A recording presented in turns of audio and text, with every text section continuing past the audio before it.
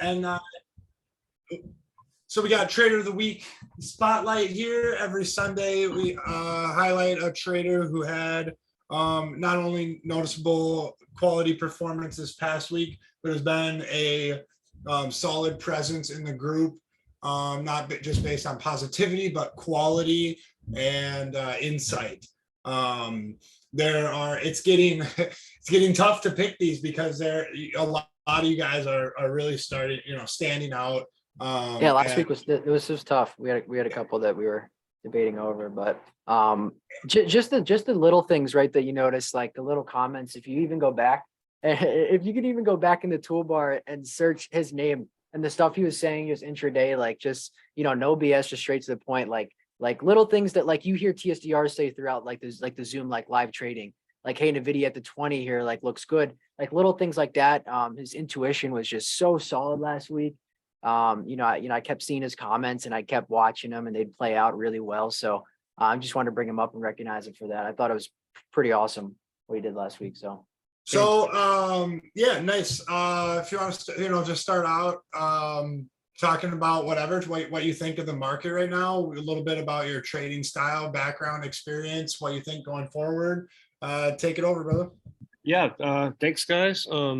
Really appreciate being on here, and yeah, we have a great room full of traders to start, and I pick up things from everyone in there almost.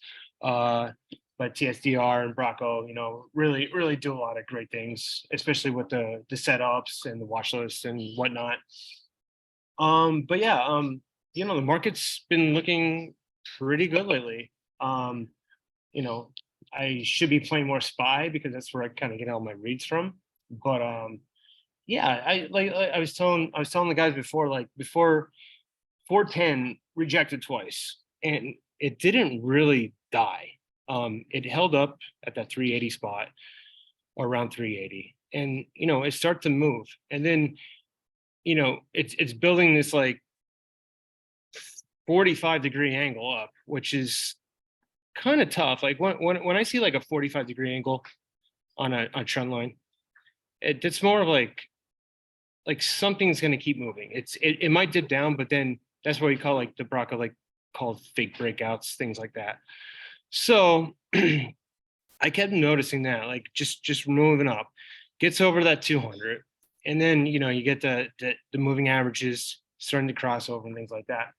So it's what's going to happen next. We're at a pivotal spot. Yeah, right. We're gonna and the thing is like this is where all the pressure comes from. FOMC is what that's the first. Is that on the first? I believe. Second maybe. Wednesday. It's Wednesday. So yeah, that's going to be what everyone's going to be talking about. So it's like, all right, we get over 410. Do we mount 410? Then sky's the limit from there.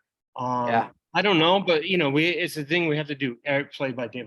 I mean, yeah, I was gonna say, right, you're not an analyst or anything, right? I want to hear about what are some of your favorite like day trading setups? I mean, I know you're primarily like an intraday guy, right? Big trader. So what do you like? What are those setups you look for? What do you like to trade? Like I was saying before, I'm really into lately of the fake breakouts that you kind of showed us. So basically you're getting we're in a stronger market and you're getting that kind of short setup, that trend line that's moving up, and then you're breaking it through, but then you're wicking it really hard. Dude, I was gonna say, because you've been thinking outside of the box with that, and it's incredible because it was last week and the week before, you kept calling out all these setups in the chat, and I was like, man, this looks short to me. Like I'm seeing this short. This is a short setup or a sad panda or VWAP fizzle. Yeah. And then you're mentioning like, hey, Tesla long here if this doesn't break. And then I look back and like if they failed to take it and the dip got bought and it ended up cruising. And I was like, wow, like he's really thinking outside the box here. We're in a buy the dip market right now. And the trend is up. So, when these breakdowns or these short setups fail, it's you get traders caught off sides like TSR like says, and you get that, explosive move. I've been noticing that with you, and I was like, man, he's really thinking outside the box here. I like that. Yeah, it's a combination of just owning up to those levels and then using the trend lines, basically, just one of each, and like just like certain things add up, like all this evidence adding up to like what I think is going to happen. So that's when I'm able to take probably my best trades, just like figure that trend line out, see what levels, what is it doing? What has it been doing? Is it going to bounce off this? And then just going from there. You're muted. So there was, what was it? Was it Netflix? So this one right here. So I was trading this to the short side. We had a decent trade. I like taking this setup in the, bright and early in the morning, right? And then where I've ran into trouble is once this occurs. So and this has been kind of my issue on some of these rallies that I'm I'm learning from people like you who can identify these things really quickly and start to hit these to the long side. Is that once this short setup goes and runs, I mean, even I think it's a valid short, right? You get $3, $4, $5 out of it sometimes, but then it turns around and ends up making a really solid level and breaking out and going to the upside. You being able to hit those is really impressive, and it's like I was saying earlier, it's helped me not start to identify but focus a little bit more on some of those. So it's just a very valuable, it's not like bias or unbiased, but it's just like a willingness almost, right?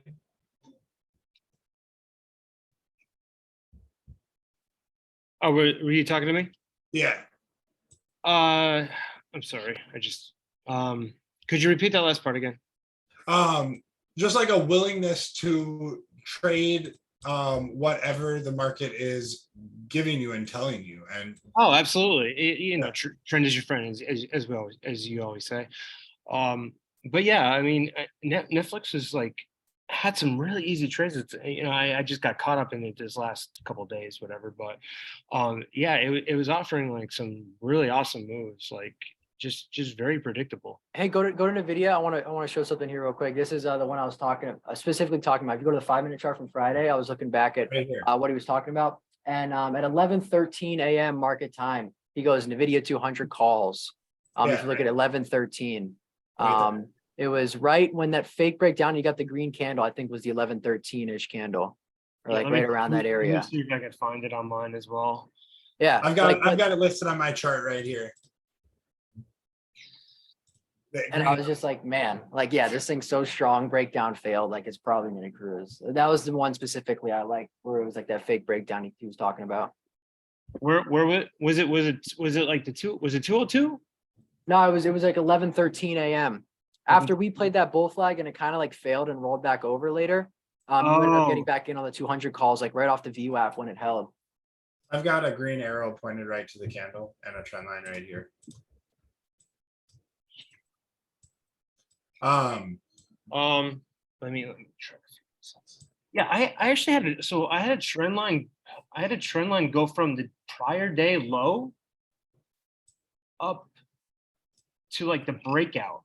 I don't know if you could find that. Let me see if that works.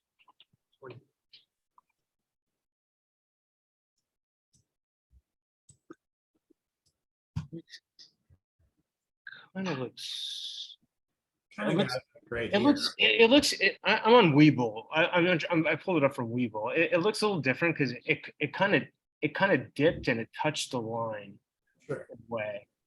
And let's see. Oh yeah, with the pre on, it'll extend these out longer so that trend line, you know what I mean? Yeah. That's how Webull is sometimes, yeah. Yeah. And then I think also I was using a down trend line that hit that when it went through it bounced off the 9 at one point, and then it started fading down.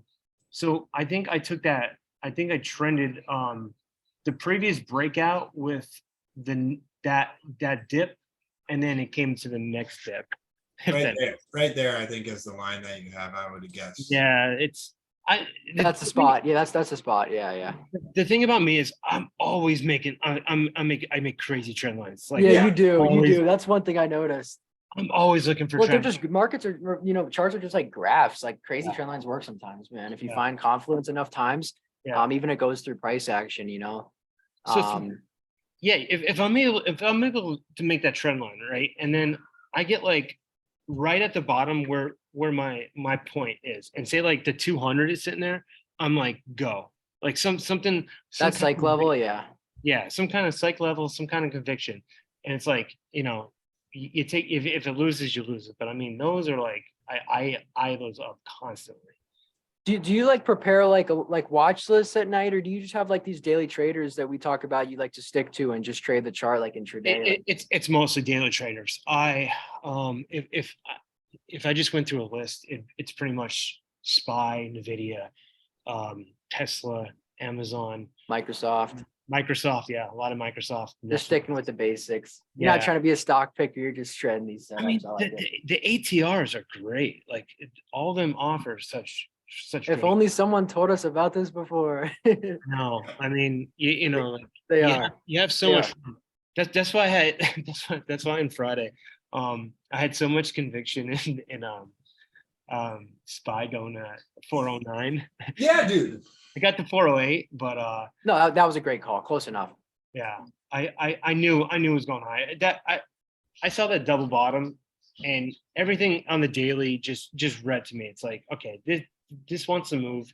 You have enough range to start moving up there. And then I also have another trend line from let's see. I'm sorry, my charts are such a mess right now. I have another trend line that gives it enough room for 409 that it's all the way back to like the 12th of December, or even before that. The 12th of December. I have a trend line that goes. Yeah, that's the one I got right there, TSDR. If Yeah. you draw that one out. Yeah. And now, it's like it's still got a little room up there.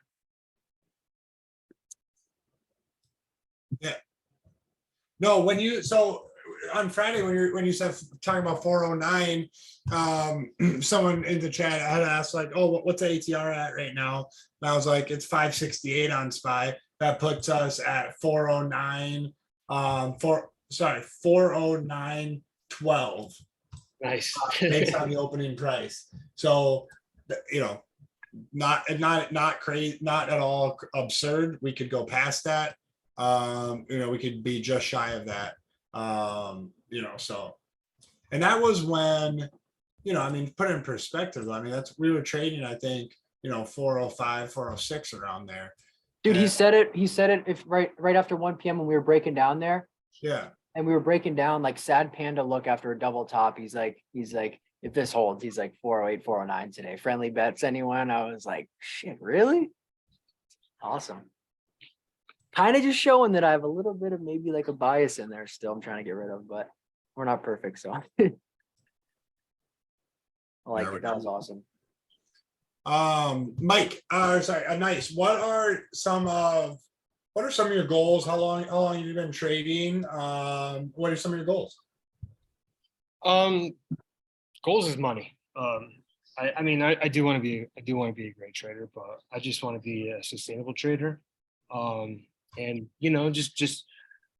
just make it a life that's easy, where I could go to work for 3 hours a day and skip out and go on vacation a lot. Yeah.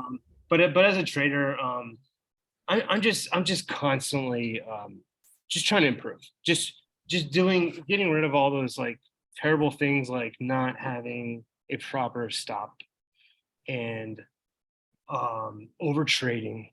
Just finding those perfect trades and letting them just hit. Just building those good habits. Yeah.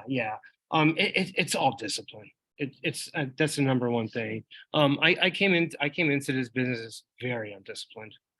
So it actually, the discipline has even given me a couple life lessons. But yeah, just trying to be on, like just finding that edge all the time. And this market, like it's trading over time. It does get easier. It's still a very hard thing to do, but overall, it's looking like the potential to make more and more money is really out there. What would you say is in terms of trading, is your biggest strength and biggest weakness? Yeah. Biggest weakness is I have to get rid of bias sometimes. The worst thing is you have a bias and all of a sudden the trend is going opposite your bias. So yeah, I just have to open my mind a little more. Over trading. I have to stop, trying to think I can make a play on every little thing. I got to stick to the best stuff.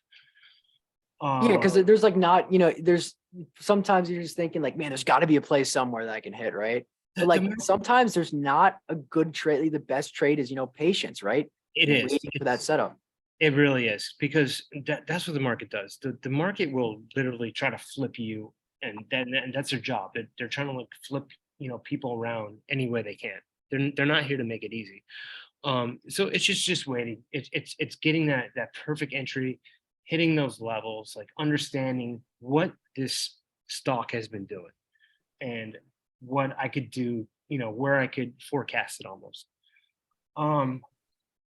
And I guess my strength is just, I don't know. It's really just coming up with a good plan to just, understand what the stock is doing, where it's been, and just going along with it, just staying with this flow, just trend is your friend, understand where the stock is doing and just sticking with it. I'd say that's your best strength. From what I've witnessed, your best strength is definitely just recognizing, what the trend is of the current stock and how it's been trading and its personalities, and its habits, and just sticking with that until it stops working, which is something I need to Yeah. get better at as well. Because there's so much missed opportunity there if you, refuse to really let the market just free flow it and follow it. You know what I mean? Yeah, yeah, yeah. I mean, years when I first started, like this is my second year to this month, and it was always like you're convicted, but the market does weird things, and you're worried about losing, and you can't have that. You can't worry about losing money, and that's one thing I've overcome. So I'm much happier in that aspect. But yeah, I mean, I still have a lot of work to do. I still have a lot to go through to become like a very, very consistent trader. But I think, like everything's on the upside, and I'm just gonna keep working. Awesome. One to kind of summarize, the market's always trying to tell you something, and it doesn't, it's not always what it seems, but through experience and time and proper recognition and patience, you'll be able to decipher and hear what the market's trying to tell you. Which kind of how you listed as your biggest strength is being able to listen to what the market's telling you and go with it for as long as it's telling you that, which is something that can't really be taught, can't really be learned. It just kind of starts to happen, right? And when those things start to happen is when you can start to see that exponential success, as long as you maintain and continue those disciplines of the risk management, the stops, the trade selection, and the watch list, the focus for the day or for the week or for the month. Yeah. The T-shirt guidance. T-shirt wants to know if you're full-time, or yeah. Or No, if I'm a full-time trader. love it. Good shit. What's your favorite tip for a struggling trader? Someone asked in the chat. I mean, what are you struggling with? I would just say based off your personal experience, a good tip you can give. Find time to clear your mind. When I was like really struggling, my mind was just going like a million miles an hour. So you could be in a weird spot where everything's like going wrong for you, and like if you meditate or do yoga or something like that, or run or lift weights, some of those things work. But it's like when you're in a bad spot in trading, you got to clear your mind, step away. My girlfriend would tell me that all the time, step away, step away. I didn't listen to her at first. But the thing is, yeah, it's like you have to go into these, with a clear mind. You can't really like just revenge trade and think you're gonna pull a rabbit out of the hat or anything like that.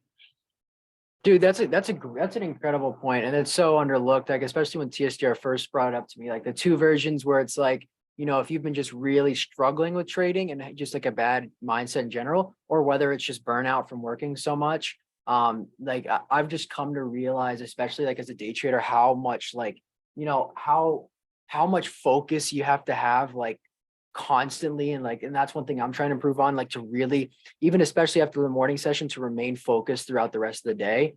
You know what I mean? And just like how sharp your mental game has to be, and just everything in general, like even outside of like trading, like just like your schedule, your routine, everything just has to be so spot on. And like if you're not at like the best possible like mental performance, like you're gonna struggle. You know what I mean? Like you just got to be at the top of your game all the time. Yeah, and I mean, if you're like having like a tough day and you're kind of like you're going against the grain, just take a moment and like listen to TSDR, listen to Bracco, like they know what they're talking about. Like just it's like if things are going weird, just try to like understand like what's going on before you make a trade. Yeah, and reach out too. We got Yeah. a lot of people that the trade reviews, whatever it is, a lot of people are happy to help. I always see you guys responding to each other and giving each other tips, which is like my favorite part of this, seeing that. So Yeah, I mean, I'm always there. I love to chat about trading. Like anybody ever wants to hit me up, like no problem whatsoever. Like I'm not always right or anything like that, but like I think I have decent insight, and like I'll try to give you whatever I can. Yeah, I was just about to say, like, sure, like, I can give, my thoughts and insights and, suggestion how I would handle some situations. Bracco, same thing. Doesn't always speak to everyone, right? So you use everyone else in this group. We kind of like every person trades differently. Like, Nice and I could be looking at the same chart, see the same things, but trade them differently, right? We could be looking at the same stock, seeing different things and trade them differently or trade them the same. And it can be the same thing with, questions, insights, whether it's, things that you're doing well, things that you're struggling with, things that you want to work on, things that, whatever. You can get insight from, multitude of people. And, so, if I'm looking for advice, like in my life about, say I've got, yeah, like a job interview coming up in for a position. My brother-in-law is doing this, and he's getting interview advice and skills from like 6 different people in 6 different industries, and trying to combine all that into his own interview style, for example. And I feel like that's very replicable to kind of trading. Get bits and pieces from certain places and make it your own. Canal's way of trading, I've tried to replicate a lot of that. I've made many tweaks to certain things that work for me, just like Armand was talking about, learning the same things from Canal and making those little individual tweaks that work for him. And I think the people that can do those little tweaks for themselves are the ones who end up acquiring that intuition and end up starting to see that exponential flow of success. Anyways. I guess, yeah, that was awesome. I guess we can, wrap Mike, this up. sorry, Nice. Sorry for saying that, by the way. No, that is my name, so that's fine. I just keep reading this. I don't have to hide behind it or anything. All right, cool. What is your goal for this week with all the earnings, FOMC? What's your goal for this week? Be patient, especially around those FOMC, and then figure out trend lines, levels, and things like that. Like I do want to see the trend still go this way, which I think it makes it easier to trade. But be ready for anything. That's what I'm gonna do, and just make consistent and don't overtrade, and just try to find my best possible spots. And that's it. Try to make as much money as I possibly can. Yeah, be super patient. I saw, a couple of the big time traders that are like really, really good at this. Like I saw on Twitter a few weeks ago, they were saying like with the blackout period with the Fed and stuff and not much going on, like the last 2 weeks, they were saying like probably a good time to like sit out and like really prepare and get ready for like FOMC week. But like for a lot of a lot of us, I think it's like more important to be patient this week. You hear TSDR, you always hates these weeks with all these big events like FOMC or CPI and all these big earnings because it messes up that intraday flow that he really likes and he's used to. So if it's anything, I think, for those bigger traders that are like really like been doing this for a long time, like they might look at this week as like we'll get a huge move, they can capitalize on it. But like, for us, we just trade intraday setups, right? This is a week to definitely be more patient and more selective of your trades. But this was awesome. Thank you for coming up, man. I mean, now that I know you're full time, I'll just chat with you in the chat all day on Zoom and Yeah, stuff. I look forward to it. I appreciate it, guys. It's been a really great experience. I like to call this the Stock Talk Insiders bump. And what that is everyone who comes on, they get that little confidence boost coming into the next week and get something going. So that is what it is, brother. It's a great confidence builder, and the next person you have on here, it's gonna probably do the same thing to them. I feel great, and I feel like this week's has potential to be my best ever. So I'm gonna try to make it happen. Yeah, nothing's changed. Just keep doing what you're doing. Let's Thank you, man. go. Appreciate it. All right, we're gonna end this recording.